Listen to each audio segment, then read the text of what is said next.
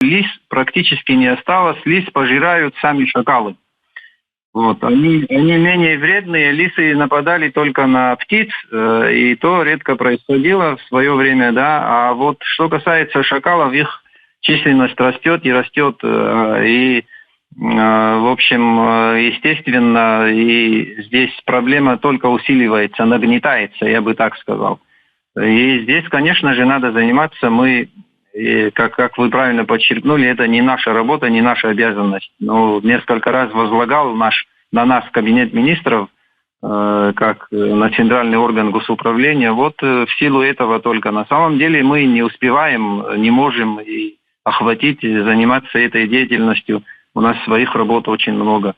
Но ситуация плохая, конечно же, плохая. Люди жалуются.